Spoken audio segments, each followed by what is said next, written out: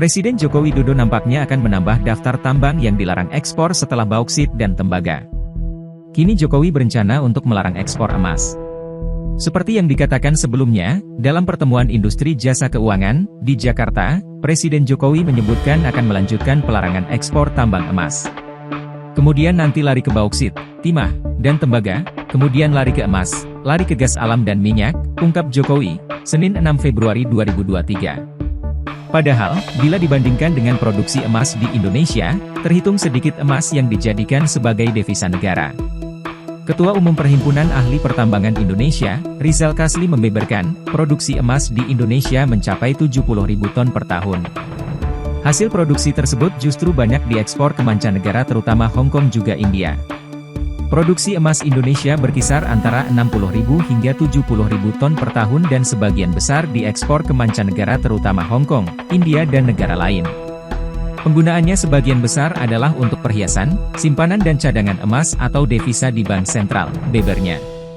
Pemerintah senantiasa terus melakukan upaya-upaya untuk mendorong para pelaku usaha agar terus berbenah diri dan melakukan terobosan-terobosan sehingga dapat mendongkrak nilai tambah tambang dan mineral Indonesia. Bertitik tolak dari dikeluarkannya Undang-Undang Nomor 4 Tahun 2009 pada tanggal 12 Januari 2013, tentang pertambangan mineral dan batu bara, di mana materi pokok yang terkandung di dalam undang-undang ini, mengatur penghiliran hasil tambang mineral dan batu bara, juga melarang ekspor bahan mentah hingga tahun 2014. Oleh karena itu, undang-undang ini mengamanahkan pembangunan smelter, yaitu peningkatan nilai tambah mineral melalui kegiatan pengelolaan dan pemurnian mineral, sehingga produksi tambang dalam negeri dapat diproses sebelum diekspor. Di Indonesia, industri pertambangan mineral logam dikuasai oleh investor asing dan BUMN, serta perusahaan swasta. Perusahaan-perusahaan tersebut didirikan berdasarkan peraturan perundang-undangan Indonesia dalam bentuk Badan Hukum Indonesia. Implikasi dari minimnya smelter adalah banyak bahan mentah tambang yang tidak dapat dijual, pada akhirnya membuat pelaku tambang mengurangi kapasitas produksi atau bahkan menutup usahanya. Hal ini akan berdampak pada 3 hal. Pertama, berkurangnya penerimaan negara. Kedua, pengurangan tenaga kerja di sektor tambang. Dan ketiga, semakin tergerusnya neraca perdagangan.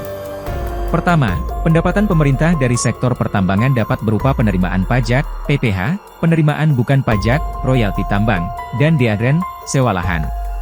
Penerimaan royalti sektor minerba mencapai 13 triliun rupiah per tahun, sedangkan pajak dari sektor tambang dan galian 55 triliun rupiah. Penerimaan ini berpotensi anjlok jika produksi tambang minerba menurun. Kedua, berkurangnya produksi tambang akan berimplikasi terhadap pengurangan tenaga kerja. Saat ini pekerja sektor pertambangan dan galian mencapai 1,6 juta pekerja.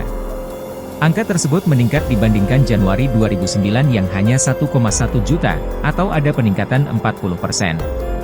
Kenaikan ini disinyalir akibat peningkatan produksi tambang secara drastis yang membutuhkan banyak tenaga kerja. Dengan adanya larangan ekspor bahan mentah, para pekerja harus bersiap kehilangan pekerjaan. Pengurangan tenaga kerja juga akan terjadi pada perusahaan pendukung kegiatan tambang, seperti perkapalan dan alat berat.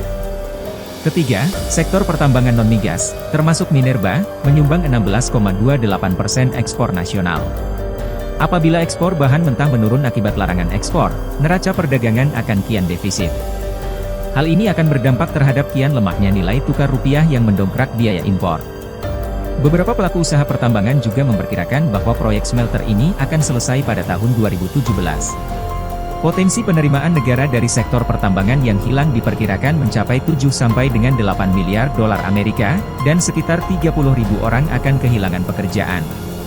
Memang dalam hal raw material dan perdagangan komoditas, Indonesia memegang posisi kunci, tapi sebagian besar perusahaan tambang telah mengikat kontrak penjualan hasil tambang dengan negara-negara maju, sehingga Indonesia tidak dapat mengendalikan harga komoditas tambangnya.